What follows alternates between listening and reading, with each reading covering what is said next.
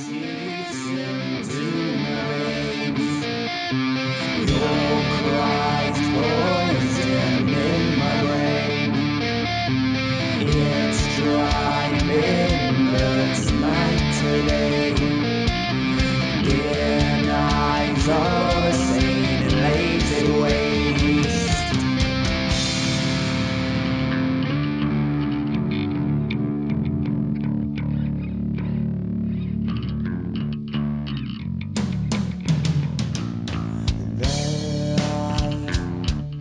Seeps right past my veins, then tight as it pulls back on my face. Black line tattooed now on my bones. That's right. Little mercy and shadows. I know. I burn. I shadows. No tell. I burn dry bones. How does it go and how do we know? I burn dry bones. How does it go and how do we know? The life's 24 hours round here, distorting sounds of truth. I hear the time loop to freeze on our fears. The light dries up, my bones gets clear as I move through the city. I see, are you alive or waves on me? If I could you, would you still bleed? I know, I burn my shadows. No, no. I burn my bones. How does it go and how do you know? I burn my bones. How does it go and how do you know?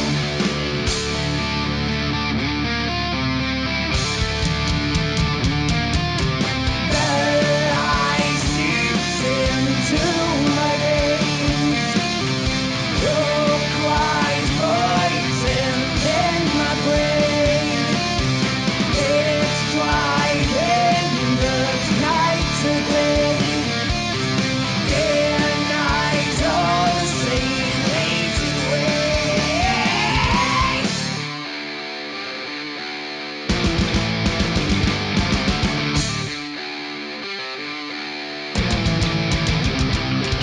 You're a liar behind that says, "Fuck you not in control of your life." There is law for your mind allows you to sit here in the chains. Take responsibility for the poison that you are feeding me. I take culpability for the lie I live for so supreme.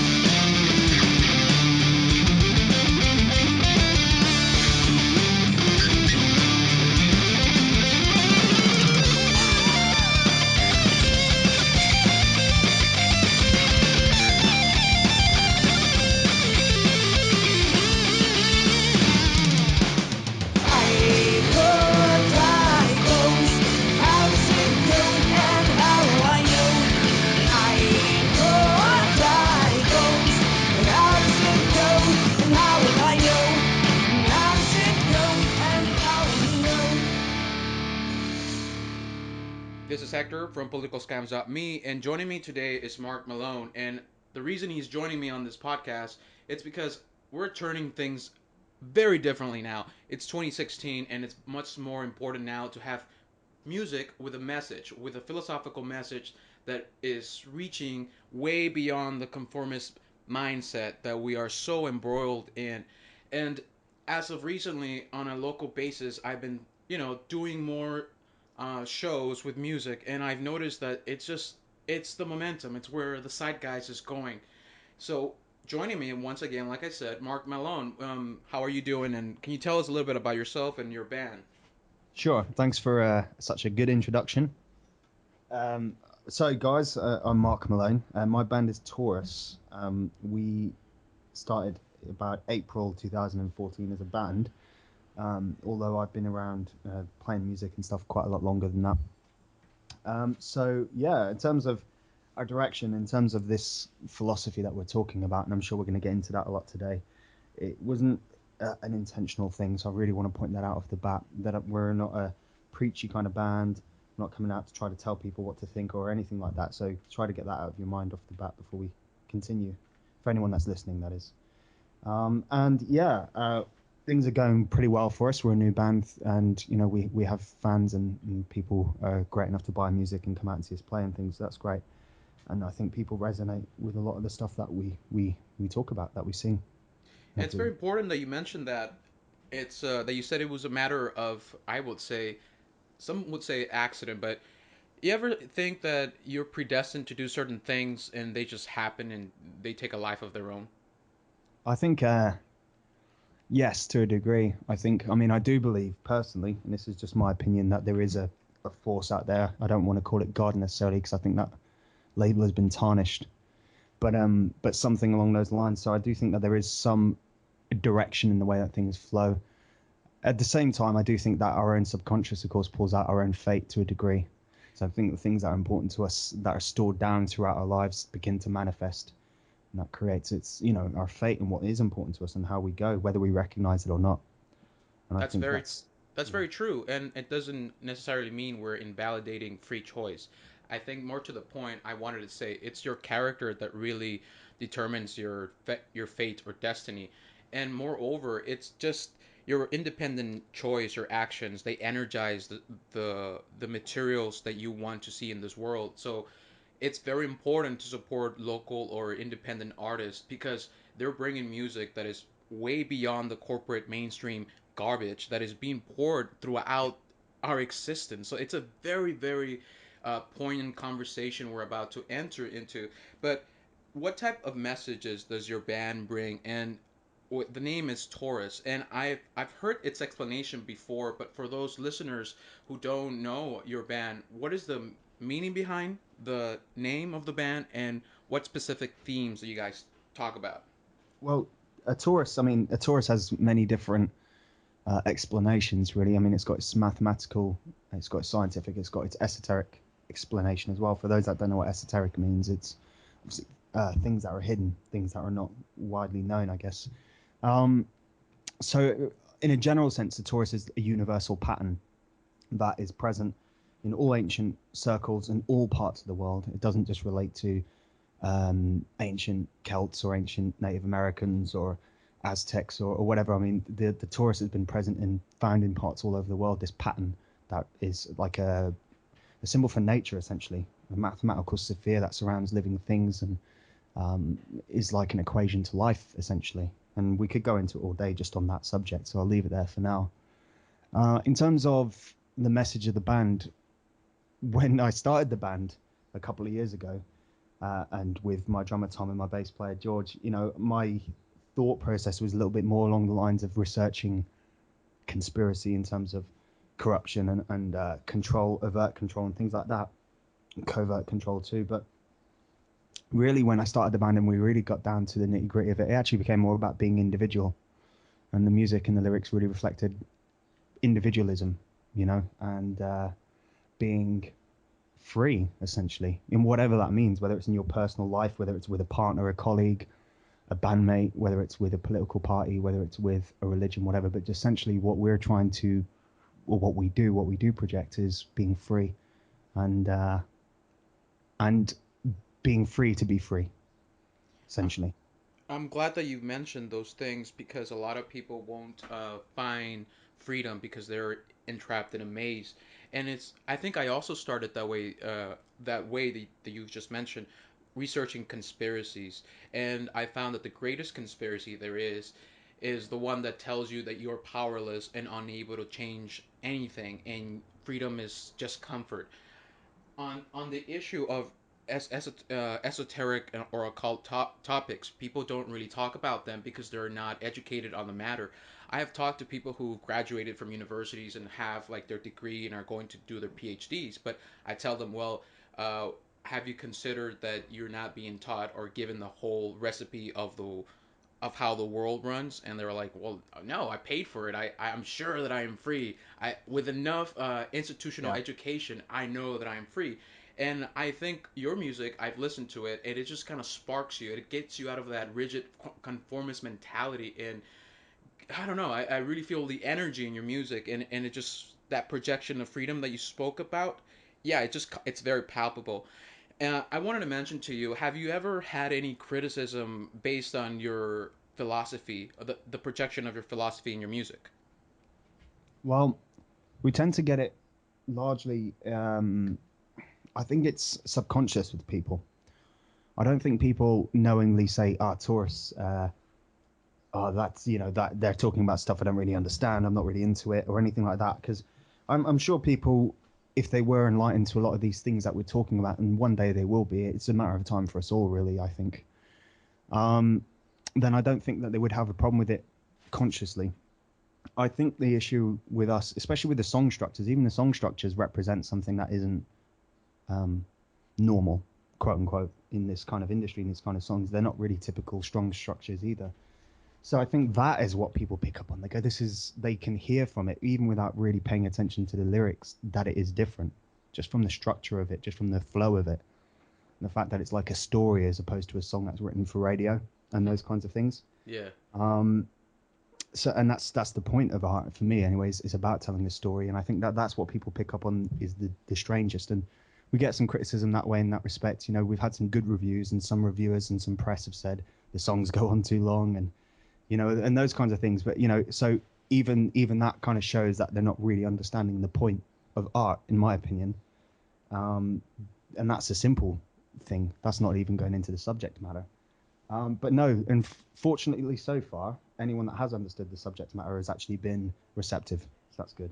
That's good. That's great. I want to ask you more to the point. What do you think the state of the world is? What is the story right now that captivates your attention the most? Um, well, a couple of years ago, I would have said the state of the world is people not recognizing that they're being dictated from behind the curtain, I guess, to a degree. Now I think people don't recognize that they're letting themselves be dictated to behind the curtain. I think that that's the ultimate point that we're in right now, and that's a good thing.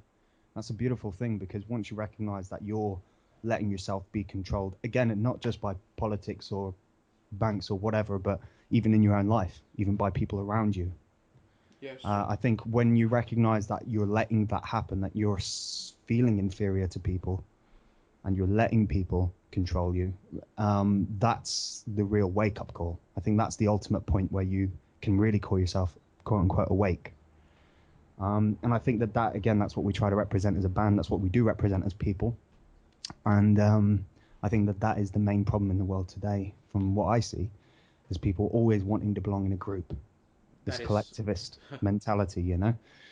Nobody's happy to just sit down and stand alone and go. You don't have to be alone to stand alone. You know, that's the point. I think people don't recognize. I totally understand that, and your sentiments resonate with me quite profoundly because people run in gangs, or small, weak minded, rigid, conformist people run in gangs because they lack the strength, the initiative of individuality. And Yep. it's here's the thing that I've noticed, and it's a small thing, and it could be exemplified everywhere else. I feel this is a universal experience. Perhaps I am wrong, but when you go into a different, strange, new location, you'll understand what makes people tick. Uncertainty. It gives them anxiety because they don't know how to act, and they look unto others for signals, for little ticks, for social signals, social cues, so they can Mm. conform and they follow the agenda. And it's truly disgusting because it's self-confirming, self-fulfilling prophecy. And I'm sure that you've already been experiencing the trolls on the online media. The thing is, they want their opinions justified through conflict so they can say, I am strong. I changed something today because my emotions were riled up. I am confirming this just through my traumatic based experience. And if I get a real strong vitriol, then I know I'm right. And if Mm. you speak about this like that, it makes no sense. But to people who do it, it makes perfect sense. Does that? What do you think about that? I agree. I think the main issue in terms of those kind of things, as people obviously wanting to be validated by other people. I think Yes. that's the ultimate problem. The ultimate problem in that respect, anyway, in terms of social structures, because I've had it. Of course, we've all been out to social environments, whether it's a club or whether it's a pub or whatever, but or even after a show, and when you do talk to people, and I love to talk to people, that's the beauty of it. And one of the greatest things about being a musician is I love to talk to fans after a show or whatever, and I love to have that interaction. And you will find that in itself is a different interaction to your ordinary pub or club conversation, because you've kind of already broken down a lot of walls by performing, by being an artist, Hmm. and that's a great thing. um but yeah, generally I do find that people wait for somebody to break the ice, so to speak. And if somebody brings up a conversation that is perhaps esoteric, or perhaps is of a nature that is usually out of the ordinary social construct of conversation, then yeah, you can find that people look at you a bit strange with that one, you know. And again, you've got to do it though. That's the point. I think we have to do it. Now is the more important time than it's ever been to do it, because it's seen as strange. Something seen as strange, and as long as you're not harming anyone, then it's very, very important, I think, that you do it. You can continue if you like. Well, yeah. So, for example, excuse me, if we were to bring up a conversation, even with the likes of politics, or let's quote unquote the conspiracy nature of things, without even getting into psychology Hmm. or anything like that, even then you can have a lot of, I want to say, knee-jerk reaction backlash. So people will start to react to what you're saying without considering and going, okay, and asking questions. Where have you learned that information from? How do you know that? We're kind of taught these kind of things. Right, if this person talks about slavery, for example, and Oh. we've had this conversation in the past, haven't we? That I should become inferior to this conversation because I'm dictated to by a paradigm that was given to me that I've not really thought about myself. So, when you bring up the conversation, of course, that, slavery is a universal thing, as you have before, and I have before as well. And things like that, people can look at you like you're just making stuff up because they have no clue about what you're talking about. So it's more important than ever, I think, to talk about those things, because it's seen as strange and because it's seen as outcast. And I think that and anybody that's got a creative gene in their body, and anybody that has their sense of reason left, now's the time to do it, because we can actually still kind of make this world something a lot better if we actually do it now. You know? You're very correct. You're very correct, and I want to add to that. You see, those in control of power or the physical processes of this reality, those who have the guns, also want to control words. The control of language is very important, as Orwell pointed out his 1984 novel.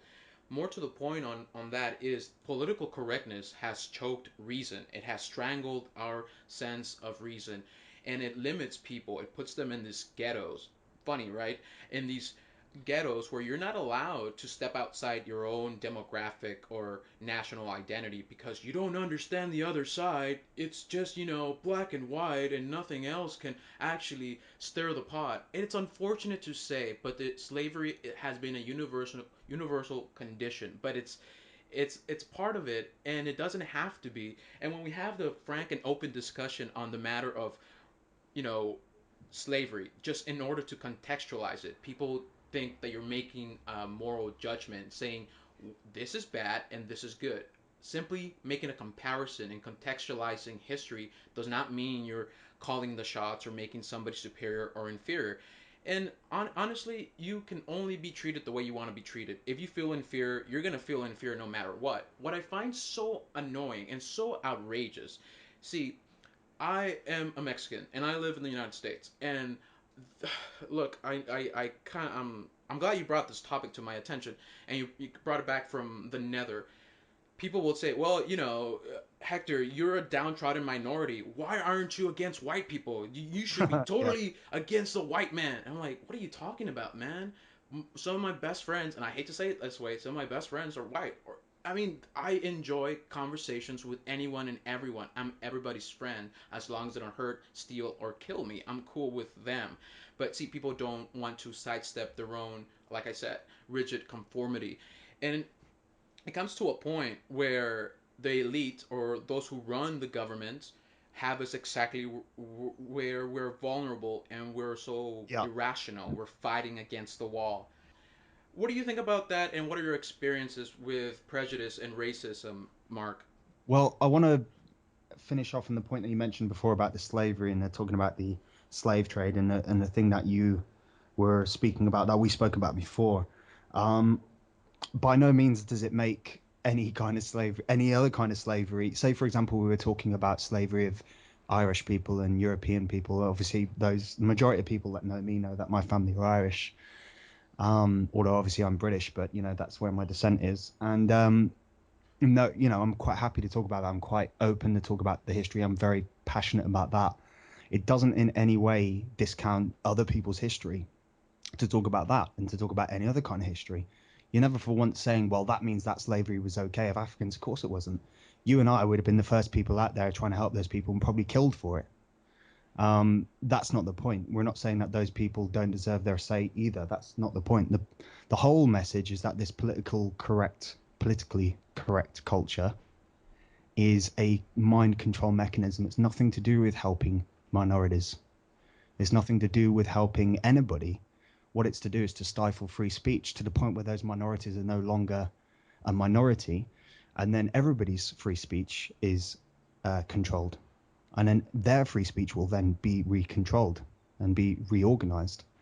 And people don't see that happening. It's happening for centuries. It's going to happen again if people don't realize now is the time for us to be free and individual.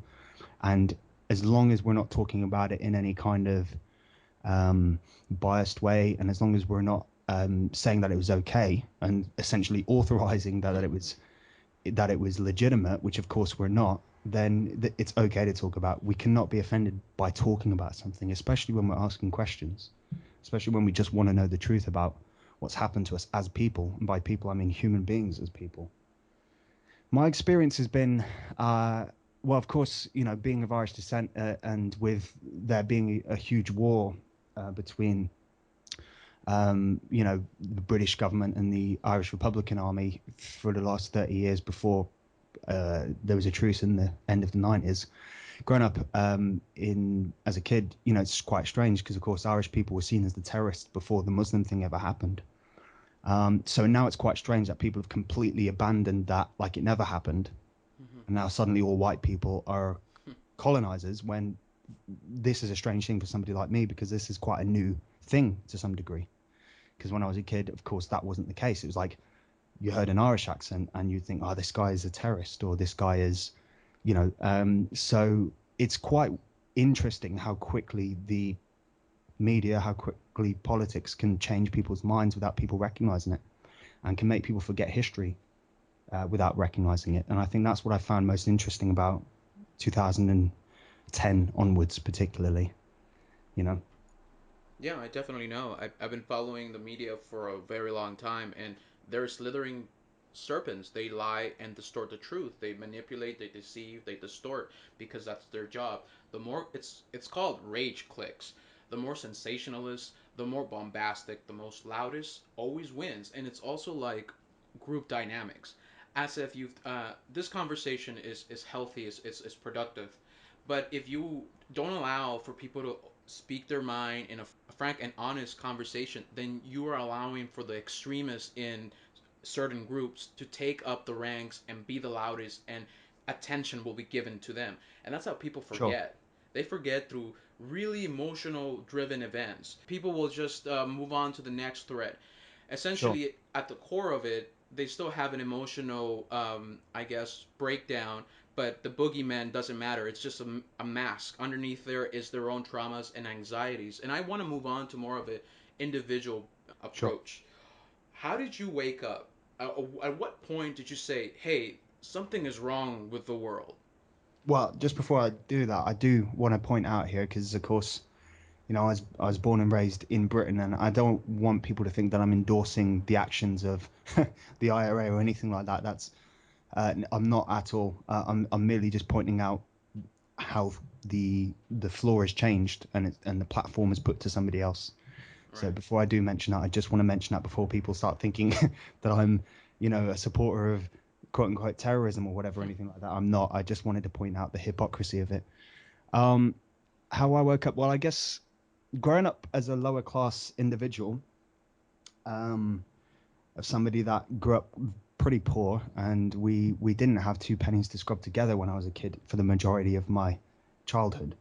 So I think when you're poor, you recognize something isn't right because anybody within the class group of where we grew up and where we kind of understood our lives, and we're taught that we're only supposed to get a certain type of career, and people like me can't be rock stars. People like me cannot be actors. People like me cannot be investment bankers because we're just not those people. It's not in our genes, that kind of Yes. mentality.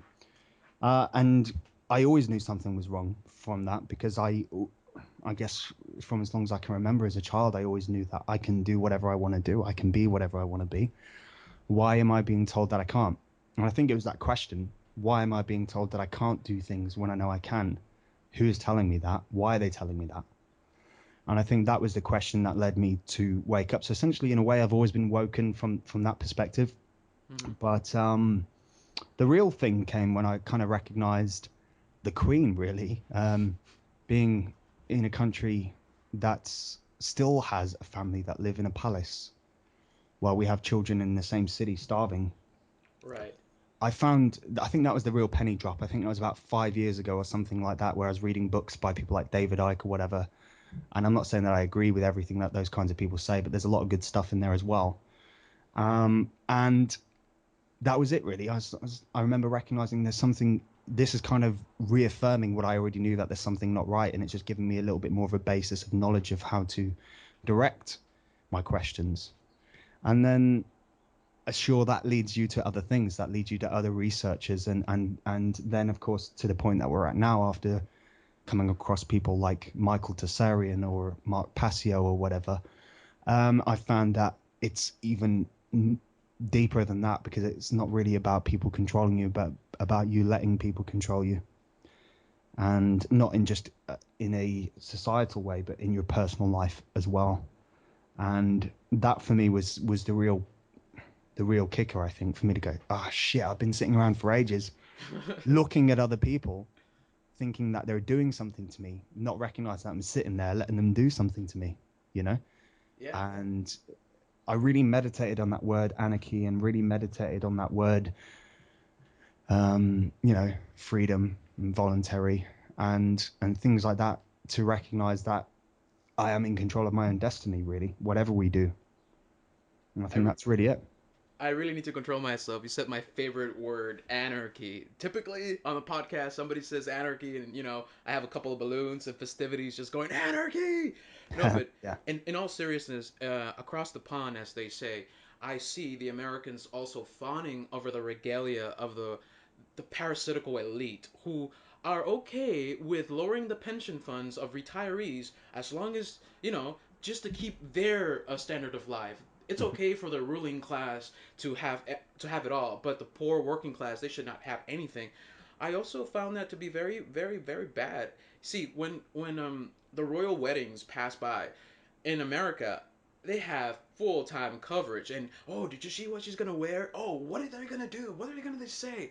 And that is so right. They're distracting us with something on the media, on the television, while we're sitting right there and letting it happen to us.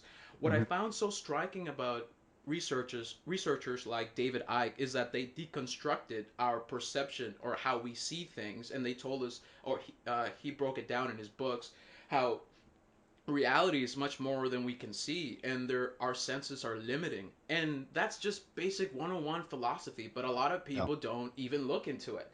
Anyways, your music, how does it help you change? I know that you've already have a philosophical message behind it, and it's to do with your experiences, and what is the effect? Is it a palpable effect? Did it take momentum? Did it take time? Explain to those who don't know about your trajectory.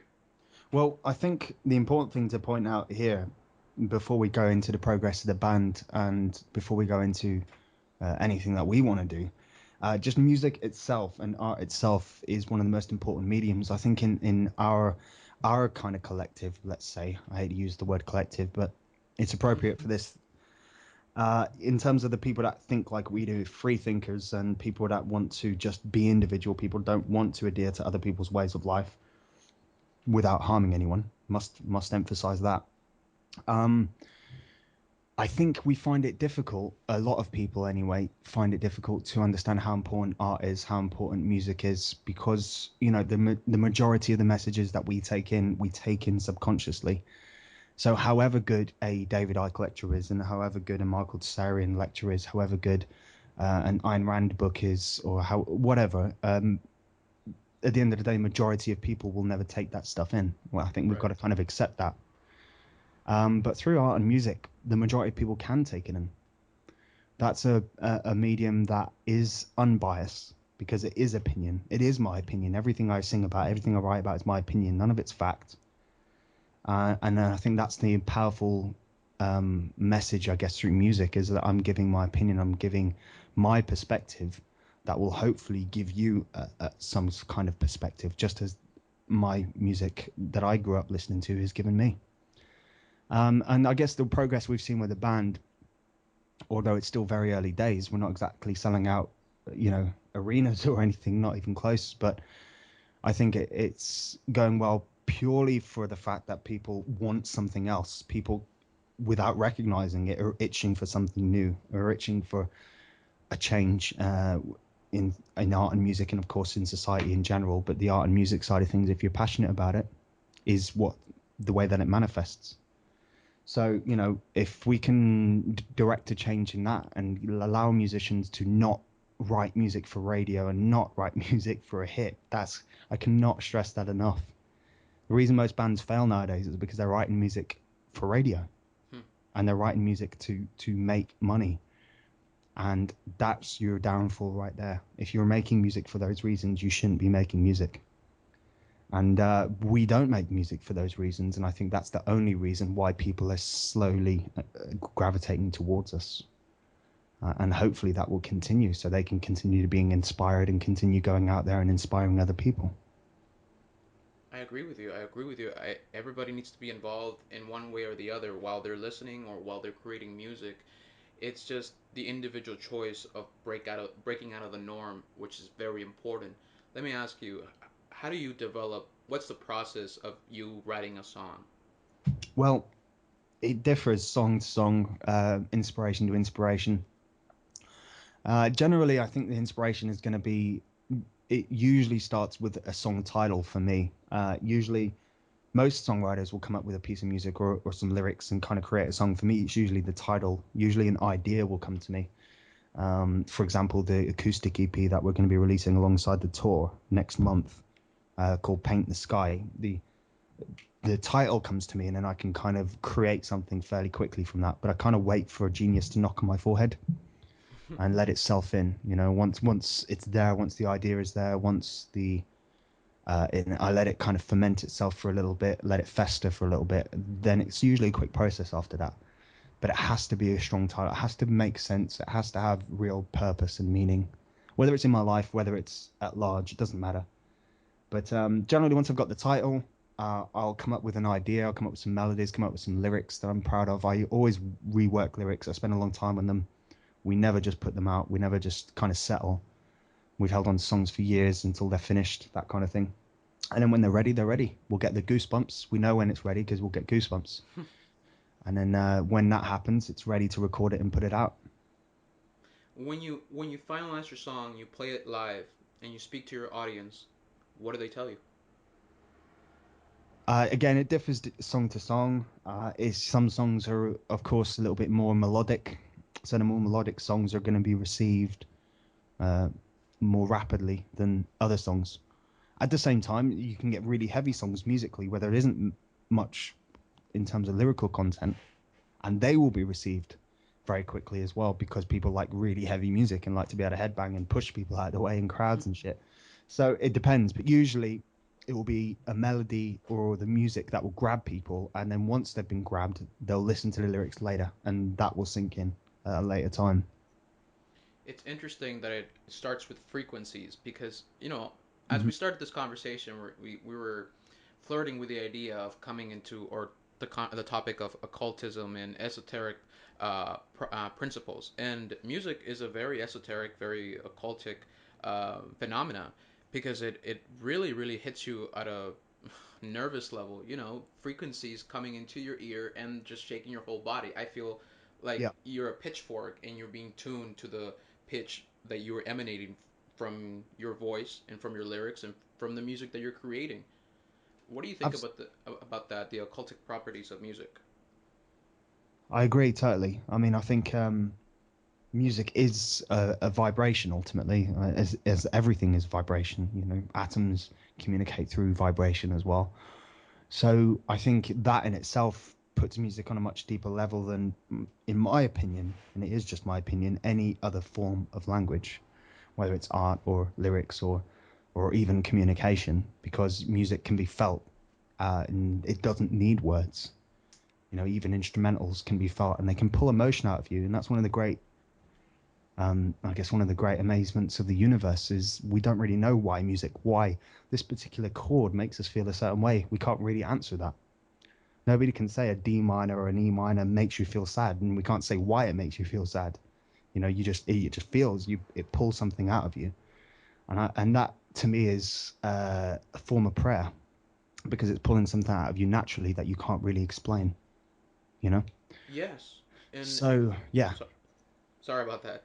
And it's also a reflection of nature because nature has its music of its own, but the wind instruments and all the other instruments. I'm not a musician, so I'm not even gonna pretend, but they're a reflection. You're trying to use the same elements in this natural reality and program a language, a melody, a song, and it just evokes a real deep meaning which transcends this physical reality. So in my conscious experience, I've learned to come to terms that there is something out there unseen. And previously in this conversation, you said, "Well, I don't want to name that force a god or anything." But what are your thoughts? What are your thoughts about the unseen? How do you explain that to you, to yourself, and others? well, I try never to explain it to others because I think it's a personal thing. Right. I think your connection to the divine or your connection to the source of life or God or whatever you want to call it, the giant electron, as the comedian George Carlin called it. Whatever you want to call it, I think it is what it is. But it's about re-establishing your personal connection with that because you've got a continuous life force in this universe. We're granted every day with growth. We're only granted that growth through that life force, whatever it is, whatever allows things to vibrate, whatever allows atoms to communicate with each other and allows things to flow the way that they do.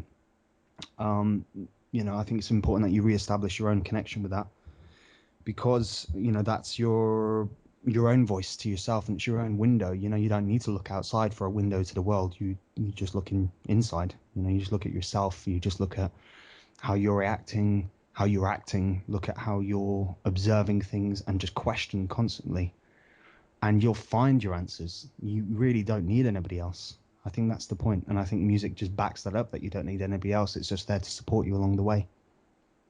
Yeah, definitely. And I want to add to that in the natural sense, we have history burning in our blood. Our phylogenetic racial memory has implanted us with the experiences, the cumulative experiences of our ancestors, their emotions, their traumas, their tribulations, their experiences. They're in our hearts, they're in our blood. And I really like to call back to my ancestors and see how they develop and how their experiences transcended onto my being. So I understand on the point of not explaining your ideas of reality to other people because it just becomes contentious and Yeah. language is very limiting. But when it comes to me personally, I do like to vocalize this is how I see the world because I'm offering you an alternative. And in that sense, I feel like, or I am attempting to shake you out of your own perspective. And perhaps you will dust off your habits and think a different way. I'm more confrontational, in other words. Okay. But following what we're saying, if what do you think the tradition of your people is? And I don't like to be so upfront, but I just happen to be. What do you think is a tradition, and what do you think the cumulative experiences of your people have, if at all, have they influenced you in any possible way? Well, if I was to look at ancestry, if we look at the Irish connection, for example, Correct. then we're quite fortunate that we have in that tradition some of the oldest roots in the world, especially in Europe anyway. And we've got a lot of course, druidic rituals and things that have stood the test of time. Things like rites of passage, which everybody has in every culture in the world. So there's some really great things. I mean, the whole idea of the druids worshipping the earth as their, as their god, so to speak. I think that's something that I've carried through because I hug trees and really random shit that most people might look at me and think, what the fuck is that guy doing? But to me, it's like, well, I don't mind touching a tree and having a conversation with a tree because essentially I'm having a conversation with myself anyway. It doesn't matter whether I'm having a conversation with myself in a bedroom or touching a tree, but I like to be connected to the earth, and I think that that's something that stood with me.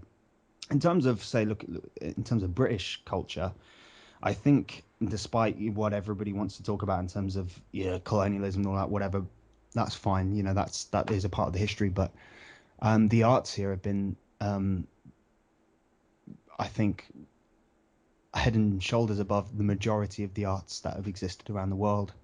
Not everywhere, of course, but it's definitely been a front runner in the arts here, and that's what I'm really proud of in terms of the British side of things. I love how many creative people have come from this very small island, and a lot of them have come from really working class backgrounds like me. People, the majority, whether it's Black Sabbath or Zeppelin or whatever, they've all come from working class backgrounds, of John Lennon or whatever. I know people say he's middle class, whatever, but in comparison to a lot of opportunities that he could have had to a middle class person, he wouldn't have had. So I think that I am very connected to the art side of things on this island. I love the fact that we've given so much life to philosophy through music and art, and I'm very connected to that as well. Definitely, definitely. That's one aspect of history you need to keep talking about and telling people of. And in fact, some of my favorite bands are from England, and actually, I enjoy I enjoy your history and your culture.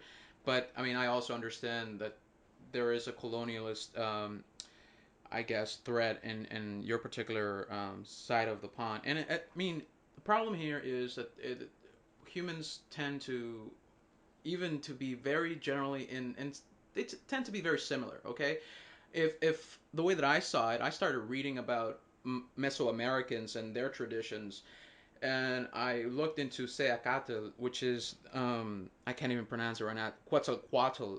He was a reincarnation, or supposed to be a reincarnation of Quetzalcoatl. But the story goes, he went into when he was of age. He went into the forest and he climbed the tallest mountain and looked upon a cacti and did a ritual, a blood ritual, and he was given wisdom by a feathered serpent. And these mythos, if you really go down, I mean, if you really start dissecting them, they say something about nature. When they speak of serpents, they speak of wisdom. They speak of rivers. They speak of the sky. And I like to talk about a lot of metaphors and symbology because really everything is symbols. And you were saying, hey, if Yeah. I'm talking to a tree, I'm necessarily just talking to myself. But what is the symbol of the tree? What does it signify to us? Particularly in my tradition, a tree signifies evolution. The branches and the roots signify the universe. But in that regard, I think that we share a lot of things in across our races and across our traditions. We see this natural world as being the foundation of our existence. Um, excuse the monologue, but I really wanted to talk about that. What are your thoughts on what I've said and just the future? What do you see for yourself in the coming years? Well, I think you mentioned something important there in terms of the shared cultures and the shared traditions. And I think, again, if we were to pull it back to how we kind of started the conversation, talking about being individual and recognizing that we're not necessarily in control of our own lives as much as we'd like to think.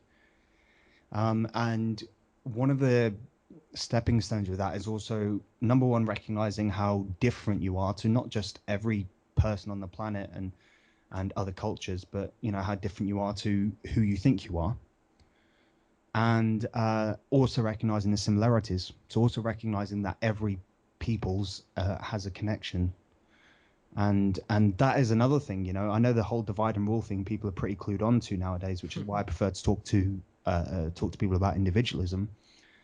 Having said that, it is important to recognize as well that people have been divided to not recognize the similarities within those cultures, and not recognize that generally the majority of the people that have fucked the world up are not the majority of people.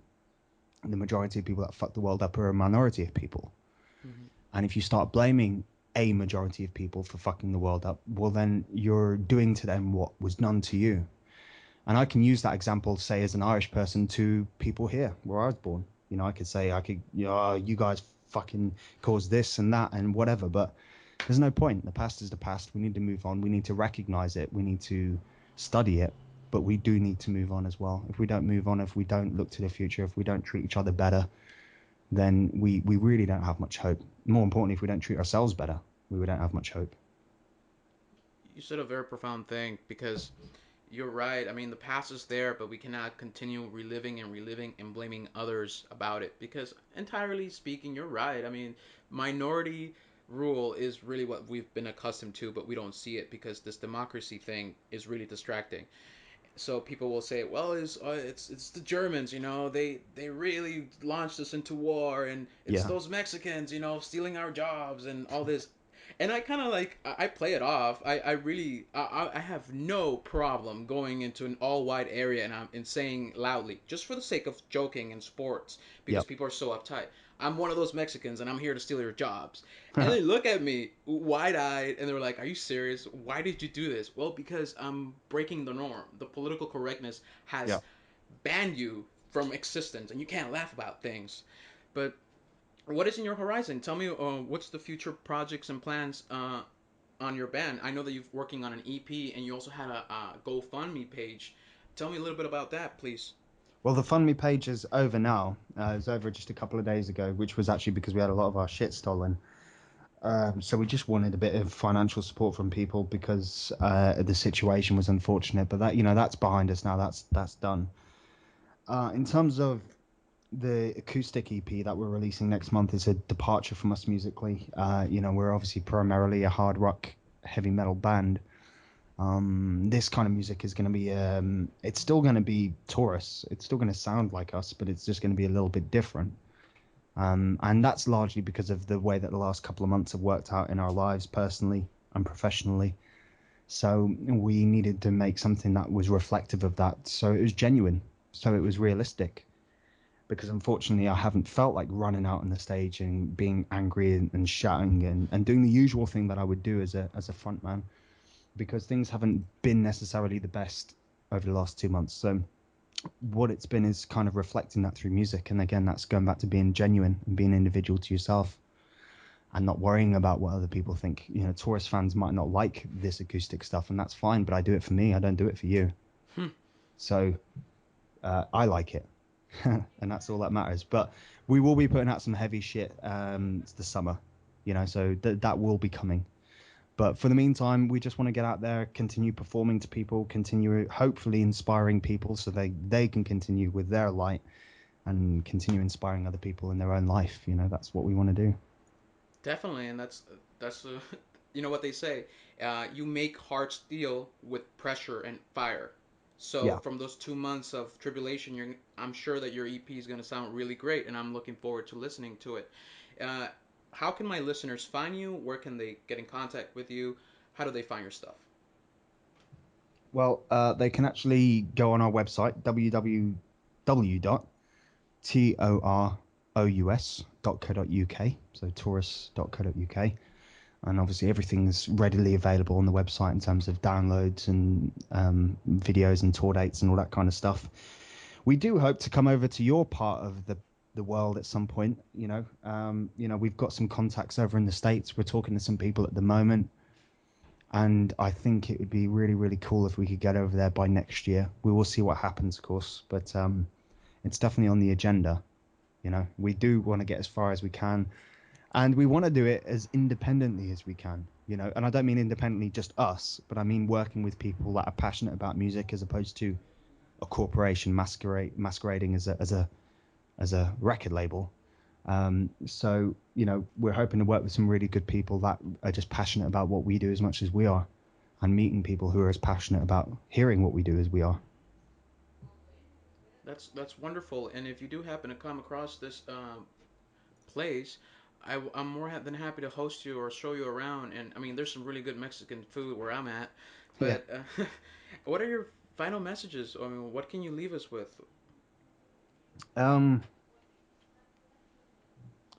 well, I guess what I would point out in terms of the context of this podcast being obviously a little bit different to the usual interview that I would do for this band, and I'm glad that we've talked about a lot of the things. Don't take what I said too seriously, but don't dismiss it either. That was, and the same with yourself. Take everything what Hector's saying seriously, but don't dismiss it either. You know. So I think that's the important thing. Just recognize that you don't have to agree with someone, and it's okay if you don't agree with me. It's okay if you don't agree with Hector either. But just listen to it and neither accept nor reject. Just leave it as it is. And as Oscar Wilde said, be yourself because everybody else is taken. Thank you very much, Mark. I really appreciate your time. Thanks, Hector. Chat soon, mate. Take it easy.